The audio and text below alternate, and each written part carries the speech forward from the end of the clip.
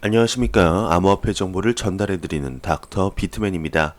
네, 코인리스 측에서 주말 뉴스 브리핑을 간단하게 내놓았습니다. 그럼 이걸 보고 기사로 넘어가도록 하겠습니다. 네, 갤럭시 디지털 XBTO가 벡트 최초 블록 트레이드를 진행한다는 소식이 주말간에도 나왔었죠. 네, 그러면서 비탈릭이 이더리움 2.0 퍼블릭 테스트넷이 출시가 임박됐다, POS 메커니즘이 적용됐다 언급도 나왔습니다. 네, 그러면서 유럽에서는 리브라 중단이 한창 진행 중이라고 하는데요. 목표가 7.5만 개의 서명을 받는 것인데 그 중에 5만 개가 서명이 진행됐다는 얘기도 나왔었습니다. 네, 암호화폐 전문 미디어 코인데스크의 보도에 따르게 되면 미국 뉴욕주 뉴욕 감독국이 온라인 구인 광고를 통해 암호화폐를 중점으로 집중 감독하는 인력을 모집하고 있는 것으로 나타났는데요. 네, 관련 채용 정보에 따르게 되면 해당 직책은 지난 7월 설립한 암호화폐와 블록체인 전문 연구 및 혁신 부문으로 암호화폐의 적합성에 대한 책정 및 유지를 담당하게 될 것이라고 언급을 했습니다. 네, 그러면서 여러분들도 다 아시겠지만 페이팔이 페이스북 리브라 컨소시엄을 탈퇴했다는 소식도 나왔었죠. 미 법무장관은 페이스북의 메시지 서비스를 암호화 중단을 촉구를 했었습니다. 네, 리텐슈타인 같은 경우는 신규 블록체인 법안이 통과되면서 포괄적으로 규제안을 이렇게 제안을 했었고, 미 SEC 투자 관리 부분은 비트코인이 증권이 아니다 다시 한번 못 박는 언급을 했었습니다. 네, 그러면 코인 마켓캡에서 가격 보고 제가 준비한 소식으로 바로 넘어가도록 하겠습니다. 지금 메이저 탑10 코인들 전반적으로 소폭 하락하는 모습을 보여주고 있는데요. 네, 그 와중에 지금 시가총액 3위 리플 XRP는 1.8% 상승하면서 307원대를 보여주고 있습니다. 네, 비트코인 같은 경우는 비트코인과 이더리움 모두 2% 하락하면서 950만 원대, 20만 5천 원대를 보여주고 있는데요. 네, 비트코인 도미넌스 66.9% 일단 66자를 네, 오랜만에 본 것 같습니다. 전날 대비 아주 소폭 0.1% 하락한 비트코인 도미넌스 네, 66.9%를 볼 수가 있네요. 하지만 그래도 아직까지 매우 강력한 암호화폐 비트코인 시가총액 점유율을 확인할 수가 있습니다. 네, 그러면 다음 소식으로 넘어가도록 하겠습니다. 네, 영국의 보리스 총리가 영국 EU 관세 제도의 블록체인 도입 가능성을 시사했습니다. 네, 과연 무슨 내용일지 한번 보도록 하겠습니다. 네, 암호화폐 전문 미디어 트러스트 노드가 보리스 존슨 영국 총리는 장 클로드 융커 유럽 연합 집행위원회에게 보낸 공개 서한에서 EU와의 관세 제도의 블록체인 도입 가능성을 시사했다고 보도했습니다. 네, 보리스 존슨 영국 총리는 해당 서한에서 영국과 EU의 관세 제도를 확실히 준수하기 위해 세관 절차는 탈중앙화에 기반해 운영돼야 한다면서 이는 두 국가 사이에 상품을 운송할 때 이뤄지는 전자서류 작업과 무역 주체 및 공급 막내 기타 지점에서 이뤄지는 실물 검사를 포함한다고 합니다.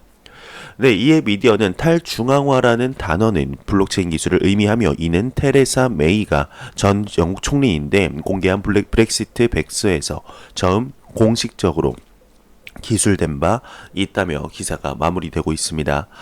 네, 지금 블록체인 기술과 암호화폐 기술이 산업 전반으로 속속들이 이렇게 들어가고 있는 것을 여러분들도 아실 수 있습니다. 충분히 눈으로서 확인할 수 있는 사실인데요. 지금 작년에 비해서 재작년보다는 작년이 더욱더 성장을 했고 작년보다는 올해 더욱더 성장한 블록체인과 암호화폐 시장을 확인할 수 있습니다. 네, 과연 내년에는 얼만큼의 성장세를 좀 더 보여주게 될지 한번 지켜보도록 하겠습니다. 네, 금융안정위원회에서 스테이블코인 대두에 의한 규제 문제 발생을 우려한다는 소식이 나왔습니다. 네, 금융안정위원회 의장인 랜달 퀼스는 스테이블코인의 대두에 의해서 규제상의 과제가 발생하는 것을 우려하고 있다 언급을 했습니다. 규제 정비에 임하고 있는 것을 밝혔는데요. 네, 오늘 시점에서의 금융의 안정성을 위협하는 리스크는 작지만 스테이블 코인이나 그 외에 암호화폐가 간직하고 있는 잠재적인 스케일의 크기가 규제상의 과제를 초래할 가능성은 있는 것은 의심의 여지가 없다고 이제 퀼스는 벨기에 유럽 은행 연맹의 서밋에서 언급을 했습니다.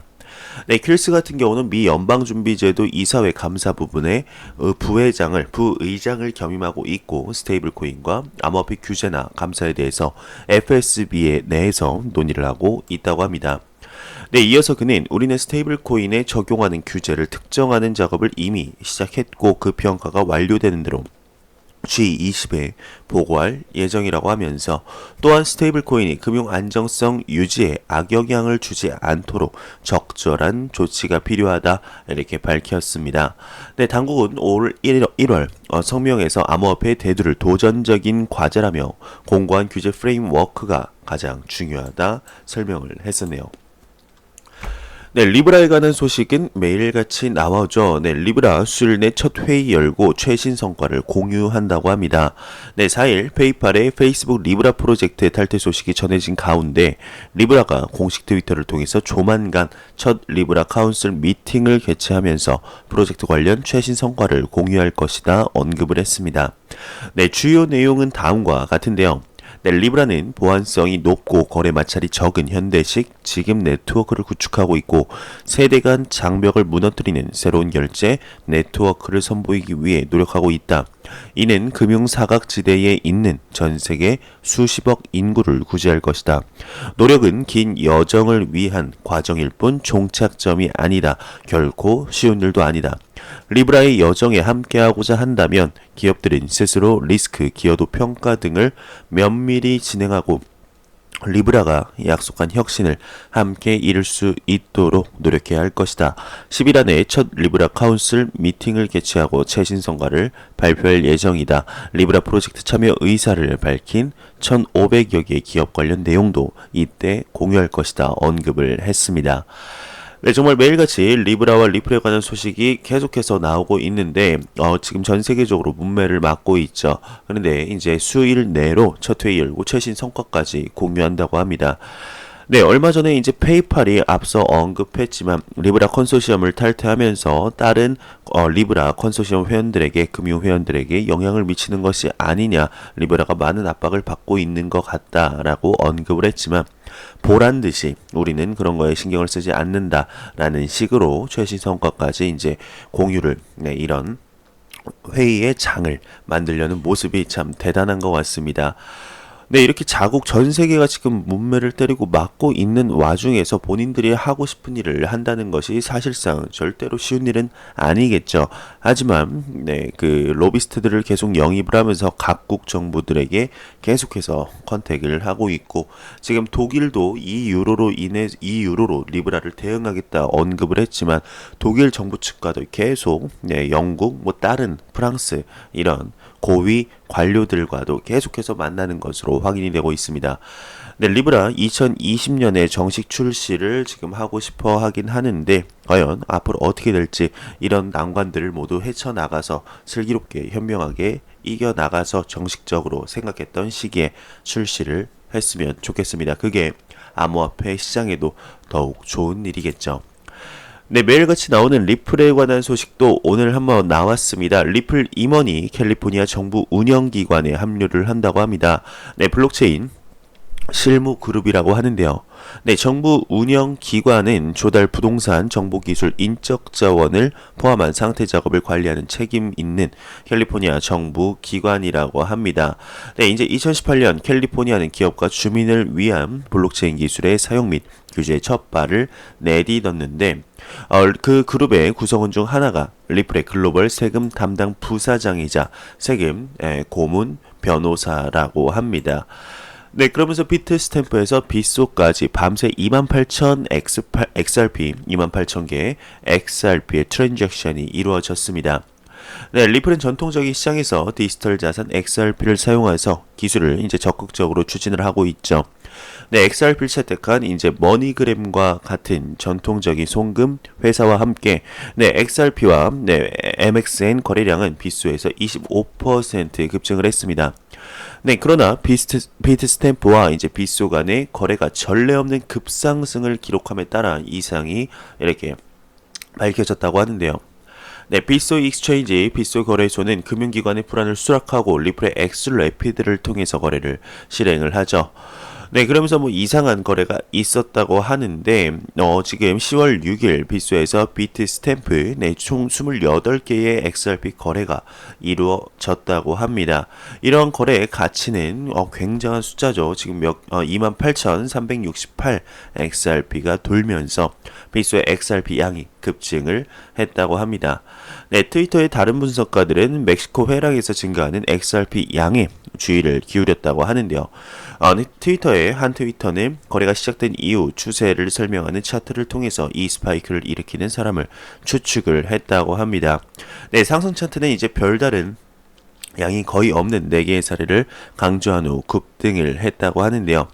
네, 엑스래피드 거래는 최근 약세 시장에서도 더욱 둔화되지 않았다. 트위터의 독립적인 XRP 투자자들은 엑스래피드 볼륨이 특히 머니그램 파트너십 이후 급격히 증가를 했다. 이렇게 기사가 마무리되고 있습니다.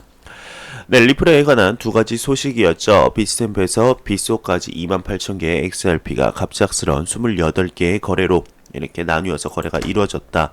그리고 지금 그 호주 정부 기관의 캘리포니아 정부 기관의 리플에 임원이 참여가 됐다는 소식입니다. 네, 이렇게 지금 리플에 관한 소식들은 매일같이 좋은 소식들이 많이 나오고 있는데 참 가격이 조금 아쉬울 뿐이죠. 지금 네, 다시 한번 봐볼까요? 리플 XRP 근데 참 좋습니다. 지금 당장은 다른 코인들이 다 하락을 하고 있는데 리플 XRP만 많이 상승한 것은 아니지만 그래도 가격을 지켜주는 모습을 볼 수가 있습니다. 네, 과연 앞으로 리플에 관한 소식 어떻게 진행이 될지 한번 지켜보도록 하겠습니다. 참 많은 분들의 인내심을 이렇게 테스트하는 코인이지 않나 싶은데 여태까지 쌓였던 호재들이 한 번에 폭발하면서 다른 그 어떤 코인들보다 높게 올라가는 그 모습이 볼 수 있으면 좋겠네요. 네, 일본의 총무성이 암호화폐 정치 후원금은 위법이 아니다 언급을 했습니다. 네, 요미우리 신문에 따르게 되면 일본 총무성이 정치 후원금으로 암호화폐를 받는 것은 위법이 아니라고 발표를 했는데요. 이와 관련해 총무성은 정치자금 규정법에 따르게 되면 정치 인사가 개인적인 후원금을 받는 것은 위법인데 암호화폐는 법률적으로 금지된 금전 및 유가증권 범주에 속하지 않는다 설명을 했습니다. 네, 이에 니온대의 이와인 도모아키 교수는 현행법이 시대의 흐름을 따라가지 못하고 있다 지적을 했는데요. 네, 또한 그는 암호화폐를 통한 정치 후원금은 청년층의 정치 참여를 기대할 수 있다. 하지만 암호화폐는 현금으로 쉽게 교환할 수 있는 점을 고려할 때 만약 투명성과 공정성이 위배될 가능성이 있다라고 덧붙였습니다. 네, 컨센시스가 이제 암호화폐는 디지털 자산 모나리자 그림을 토큰화하면이라는 내용이 나왔습니다. 네, 암호화폐를 디지털 자산으로 보는 시각이 곳곳에서 등장하고 있죠. 암호화폐가 소유권과 가치를 담을 수 있다고 여기는 대표적인 이는 이더리움 기반 개발사 컨센시스입니다.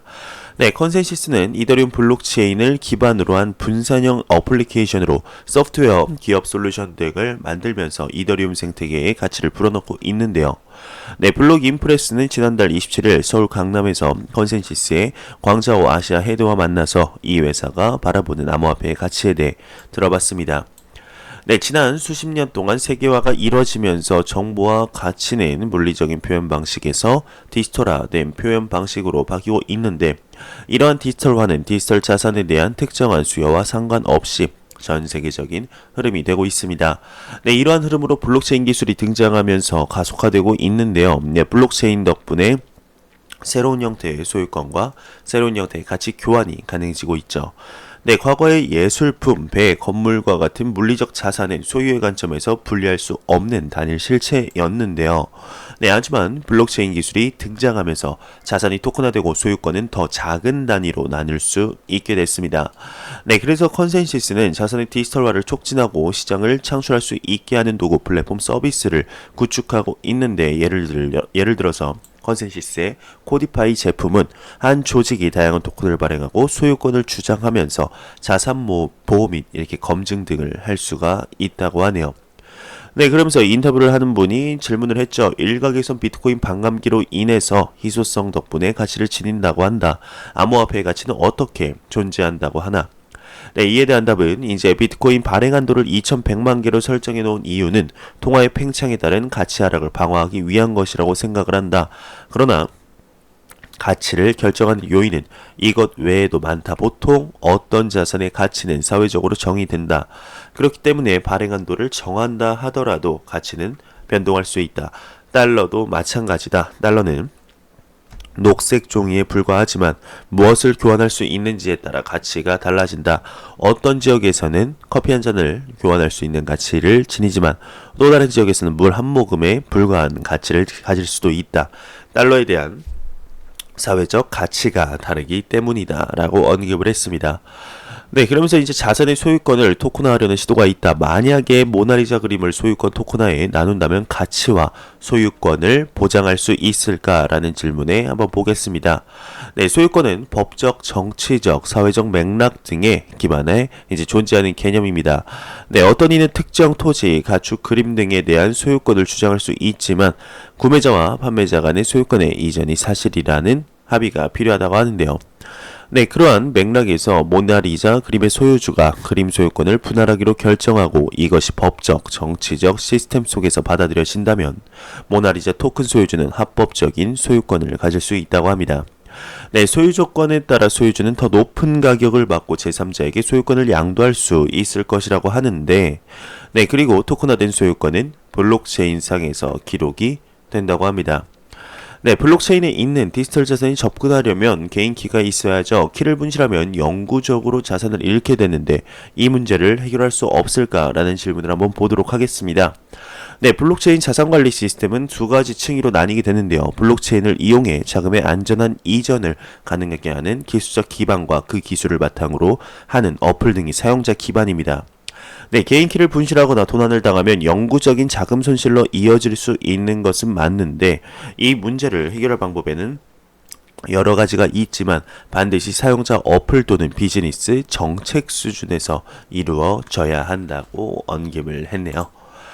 네, KB국민은행의 블록체인 전략 3가지라는 내용이 나왔습니다. 한번 보도록 하겠습니다. 네, 블록체인은 디지털 전환의 핵심 기술 중 하나이죠. KB국민은행이 블록체인에서 관심 갖는 분야는 디지털 자산 수탁, 컴플라이언스, 스테이블 코인이라고 합니다. 네, 이우열 국민은행 IT 그룹 대표는 4일 서울 여의도 정경련 컨퍼런스 센터에서 열린 엔터프라이즈 이더리움 앤드 레볼루션 및 뱅킹 서밋 2019에서 국민은행의 블록체인 전략과 관심 분야 3가지를 밝혔습니다. 네, 이 대표는 첫 번째 분야로 디지털 자산 수탁을 꼽았는데요. 네, 전통 금융권과 마찬가지로 암호화폐 등 디지털 자산 시장이 커질수록 이를 안전하게 보관, 관리해줄 수탁 서비스가 필요하다는 생각에서입니다.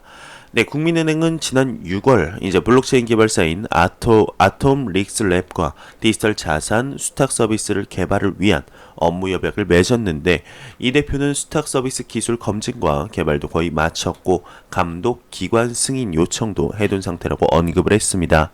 네, 국민은행의 두 번째 관심 분야는 컴플라이언스입니다. 이 대표는 규제기관과 블록체인 기업 사이에서 금융기관이 맡아야 할 역할이 있다며 컴플라이언스 정산, 고객 신원 확인, 자금 세탁 방지, 테러, 자금 조달 방지라고 합니다.